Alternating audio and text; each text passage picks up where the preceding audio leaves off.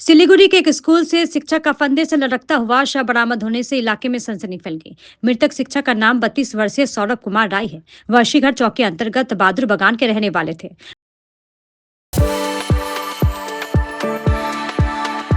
We are the dreamers, the achievers, and the leaders.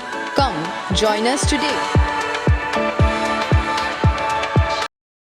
बताया गया है कि सौरभ कुमार राय सिलीगुड़ी संलग्न फाराबाड़ी नेपाली बस्ती इलाके में स्थित फाराबाड़ी स्पेशल ग्रेडर प्राइमरी स्कूल के शिक्षक थे।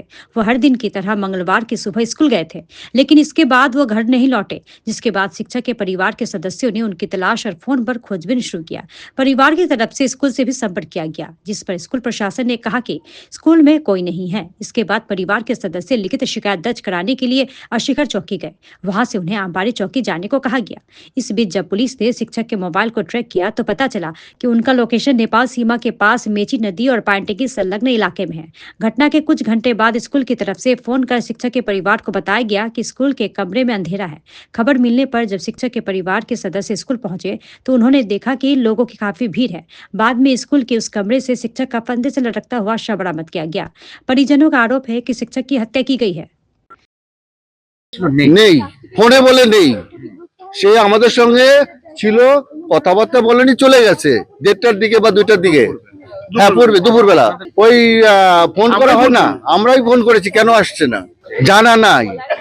ও যে টাইমে আসে, যেহেতু পরীক্ষার কথা বলে গেছে 1:30 2টার দিকে চলে আসবে অলরেডি, তো বাড়িতে সন্ধ্যা হয়েছে কি পরীক্ষা হলো, ওর তো আসার কথা, আসছে না। ওখান থেকে যোগাযোগ করছে বন্ধু, একটা টিচারকে দেখা গেল না। আমরা গেলাম তাদের ফোনের ইয়েতে, তাকে দেখতে সহযোগিতা করবে, আসেন সবাই, দেখি সবাই আমাদের সঙ্গে সহযোগিতা করবে। একজন মারা গেছে, মারা যাওয়ার পর তার শত্রু থাকে না, একদম ওখানে প্ল্যান হয় স্কাউট দিকে না।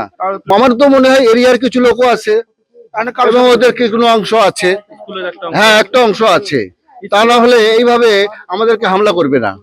মানলো তো, কারণ একজনকে আমি বললাম যে আমার ভাসতে মারা গেল, আমার তো দুঃখ হবেই। আমরা বললাম যে এই এই হয়েছে, দরজা খোলা কেন, মারতে আসে না, বন্ধ ছিল, জোর করেই বলে বন্ধ ছিল। এগুলোই তো সন্দেহ হচ্ছে, কেন আমাদের সাথে পুলিশ বলছে আমরা চলে যাবো। আমরা যান, আপনি, আমরা তো মারাই গেছে, আমি পাবো কোথায়, আমাদের কষ্টের কথা তো আপনি বুঝবেন না। তখন ওরা ভয় পেলো, ঠিক আছে ঠিক আছে ঠিক আছে, আবার উঠে আসলো। আমার কথা হচ্ছে যে একটা লোক মরে, তার শত্রু থাকে না, যদি কেউ নাও দেখতে পারে দুইটা ভালো কথা বলবে, একত্রিত ভাবে আমাদের বিপক্ষে যাবে কেন? কিছু লোক তো মারা গেছে, দুই চারটে কিছু লোক ভালো ছিল ওর মধ্যে। আমাদের তো মনে হয় যে হ্যাঙ্গিংটা হয়েছে 6 থেকে 7 ঘন্টা আগে, পুলিশ বলল, তাহলে দেহটা ফিরে গেছে, খুলে গেছে।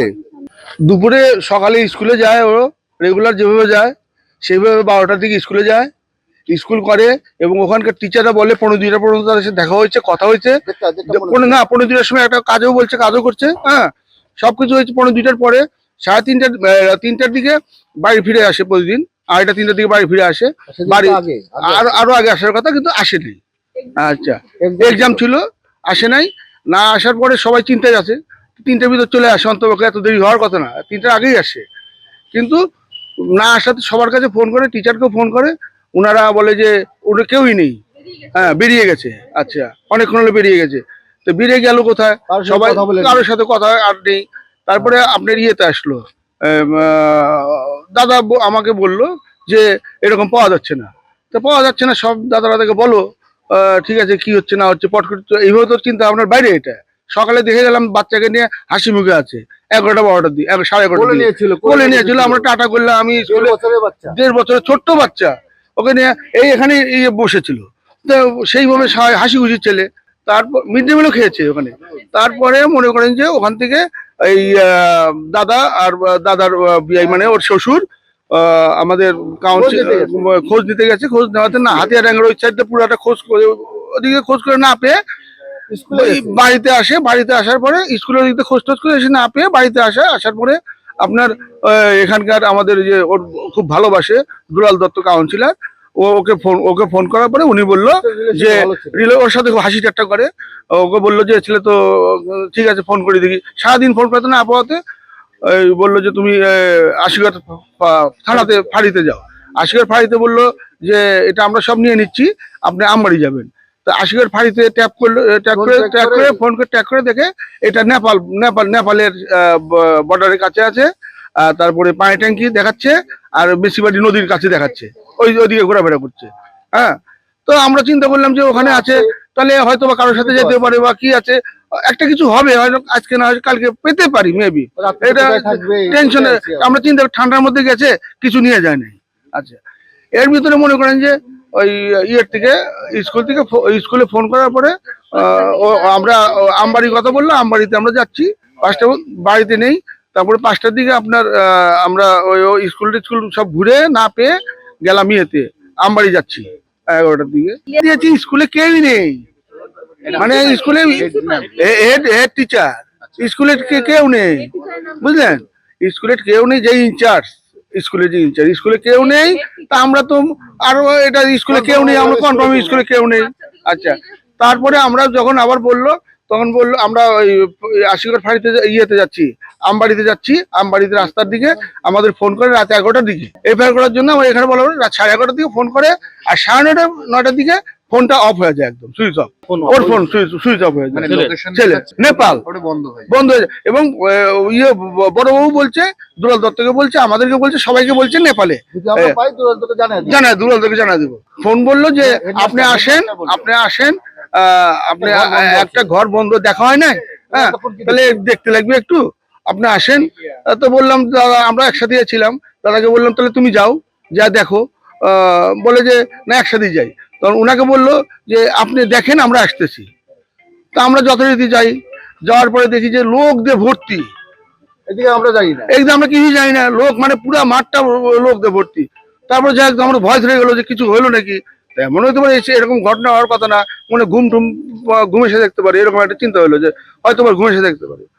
যে দেখি যে দরজা বন্ধ, ওরা একজন বলতেছে দরজা ধাক্কা দিলাম, বড় দরজা ধাক্কা দিবেন না, ওরা মিস্ত্রি নিয়ে এসে দরজা ভাঙতে হবে, ডাকতে হবে। এটা ওই ডাকতে দিচ্ছি, এই স্কুলের মাস্টার আসুক, তা পুলিশ আসুক, তারপরে স্কুলের মাস্টারকে একটাও পাইনি। আমরা তারপরে কি করব, আমাদেরকে তো আর ধাক্কাধাক্কি করতে দিল না, অনেক ধাক্কাধাক্কি করলাম। যখন পুলিশ আসলো তখন ওর মধ্যেই একটা ধাক্কা দিছে, আর দরজা একটা খুলে গেল। আমরা যখন বললাম এটা তো খোলা দরজা, তখন আমাদেরকে মারতে আসে না, এটা বন্ধ ছিল। ওখানকার লোক বললো যে দরজা বন্ধ ছিল, আমি বললাম খুলে গেল, হ্যাজবুল লাগানো দরজা। এটাকে আমার মনে হয় যে সন্দেহ, মানে কি এটা হয়তো কোথাও মেরে এখানে রাখতে পারে সিনেমা স্টাইলে, আর নতুবা ওখানেই মারা ছিল, মোবাইলটা নিয়ে ওই কোথাও ওই মোবাইলটা পকেটে আছে, পকেটে দেখা যায়, মোবাইলটা পকেটে রেখে দিয়েছে। তারপরে যেখানে হ্যাঙ্গিং হয়েছে তার ওখানে একটা রেলিং ছিল, রেলিং এর সাথে যেখানে দড়িটা, ও মারা যাওয়ার কথাই না, এখানে যেটুকু ঝুলানো আছে মাপ দিলাম, দাঁড়াও, পা বসে যাচ্ছে। পুলিশ আমাদের সাথে কোঅপারেট প্রথমে করে নেই। আচ্ছা, তারপরে করছে, আমাদের বললো যে আপনারা বেরিয়ে যান, হ্যাঁ আমরা দেখছি। আজকে সহযোগিতা করেছে, বেরিয়ে যান, আমরা দেখছি। আমরা এটা সন্দেহ করা মানে কি যে নির্দিষ্ট কাউকে করতে পারছি না। তো ওর মতো ছেলের সাথে আপনি এলাকায় দেখতে পারেন, এটা মানে কারোর সাথে ওর কোনো সম্পর্ক মানে এরকম কিছু নেই, ও পরিষ্কার ছেলে। বয়স আপনি 32, ওই ফাড়াবাড়ি প্রাইমারি স্কুল। আমি এক্স্যাক্টলি বলতে পারবো না, বাট আমার সাসপিশিয়াস জিনিস যেটা আমার কাছে লাগছে মেইনলি, যে আপনাদের সাথে হয়তো ফটোস আর ভিডিও সেগুলো সমস্ত কিছু শেয়ার করা হবে, আপনি দেখবেন যে নর্মাল ওয়ে অফ মানে হ্যাঙ্গিং যা হয়, এটা পুরোপুরি বেন্ডেড এবং মানে পুরোপুরি ফ্লোরের সাথে নি জয়নিং বোঝা যাচ্ছে, মানে যেটা, আর সঙ্গে রয়েছে প্লাস্টিকের চেয়ার। ঠিক আছে, এবার কেউ যদি প্লাস্টিকের চেয়ার সঙ্গে থাকে, একটা চশমা পরা রয়েছে, এবার সে তো লাস্ট মোমেন্টে একবার ট্রাই করে অ্যাটলিস্ট শেক বা কিছু হয়, তো সেটা কি করে চশমাটা অ্যাজ ইট ইজ সমস্ত কিছু আছে। এবার সেকেন্ড জিনিস যেটা, সেটা হচ্ছে যে 5টার সময় ফোন করার পর যখন তিনি বলে দিলেন, প্রিন্সিপাল যিনি বলছিলেন, তিনি বলে দিলেন যে না, আমরা অলরেডি দেখে নিয়েছি, আমার প্রিমাইসেসে নেই কেউ। ঠিক আছে, এবার সেই প্রিন্সিপাল আবার সেম থেকে 11:30টার সময় ফোন করে বলছে কিছু একটা মানে সেকেন্ড ফ্লোর যেটা অন্ধকার, আপনারা এসে দেখতে পারেন, বন্ধ রয়েছে। মানে একই মানুষ দুবেলা দুরকম কথা বলছে, যেটা মানে কন্ট্রাডিক্ট করছে, আপনারা পুরোপুরিভাবে সেটা বুঝতে পারছেন। আচ্ছা, প্রিন্সিপালের নাম মেনশন করা রয়েছে সুবল রয়। এবার কিছু কিছু স্পেসিফিক হ্যারাসমেন্ট ওর সাথে হয়েছে, যেরকম চা নিয়ে আসতে বলা প্রিন্সিপালের জন্য, যেটা আমরা জানতে পেরেছি ডিসকাস করে। টিচারদের জন্য মানে টিচার্স বা আদার্স মানে যারা রয়েছে বা আদার্স, হ্যাঁ প্রিন্সিপালের জন্য চা নিয়ে আসতে হবে বা এগুলো ডিউটিস গুলো করতে হবে। জুনিয়র ছিল অনেকটা, ওদের থেকে অনেকটা বেশি, কাইন্ড অফ র্যাগিং বলা যেতে পারে। তো মেন্টালি অলওয়েজ মানে কি একটু আপসেট টাইপের ও সবসময় থাকতো ওদের সাথে।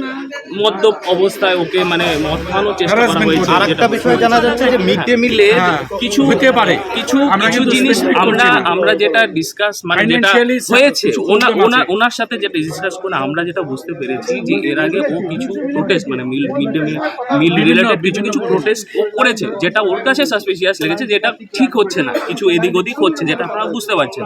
তো যার কারণে ওদের মধ্যে একটা রিলেশন ঠিকঠাক বন্ডিং হয়ে উঠছিল না, ঠিক আছে, যেটা যেটা যেটা সরকার থেকে আসছে ও চাচ্ছিল সেটা ফুল ইউটিলাইজ হলো, যে কারণে এসছে সেটা ফুললি ইউটিলাইজ হোক, বাট সেটা ওকে করতে দেওয়া হচ্ছিল না। ইনফ্যাক্ট ও যখন প্রোটেস্ট করে তো স্বাভাবিকভাবে তাদের মধ্যে একটা কন্ট্রাডিক্টরি সিচুয়েশন ছিল, যে কাইন্ড অফ র্যাগিং বলা যেতে পারে। টোটালি ওকে ছিল, কোনো আপসেটের কোনো সেরকম কিছু আমরা বুঝতে পারিনি, কিন্তু এই ইনসিডেন্ট গুলো আমাদের সাথে ডিসকাস করেছে, যার জন্য আমরা এখন আরেকটা জিনিস আমি জাস্ট অ্যাড করতে চাইবো, লাস্ট জিনিস, যে নর্মালি একটা বডি হ্যাং হয়ে থাকলে যেখানে আমি ডিসকভার করব সেই রাতেই কেন ডিসকভার হবে? নর্মালি কি হয়, পরের দিন সকালে স্কুল খুলবে তারপর ডিসকভার হবে। রাত্রি 11:30টার সময় হঠাৎ করে ফোন চলে আসে যে কিছু একটা পাওয়া গেছে, অথচ 5:30টায় বলা হয়েছে যে না কিছু নেই, আমরা অলরেডি চেক করে নিয়েছি, স্কুলে নেই। তো এটা অনেক কিছু এরকম ইনসিডেন্ট রয়েছে যেটা কারোর সাথে কানেক্ট হচ্ছে না। তো এই ডটগুলোকে যদি আমি কানেক্ট করি তো আপনারা নিজেরাও বুঝতে পারবেন যে এটা কিছু মানে অ্যাটেম্প টু সুইসাইডাল কেস নয়, এটা প্ল্যান্ড হয়েছে, মার্ডার হয়েছে, এটা স্ট্র্যাঙ্গুলেশন হয়েছে। इधर घटना की खबर मिलते ही पुलिस मौके पर पहुंचे, स्थिति को संभाला। इसके बाद शव को बरामद कर पोस्टमार्टम के लिए उत्तर बंगाल मेडिकल कॉलेज और अस्पताल में भेजा। इस विषय में स्कूल प्रशासन का कहना है कि शिक्षक के परिवार की तरफ से की गई शिकायत पूरी तरह झूठी है। फिलहाल पुलिस पूरी घटना की जांच कर रही है।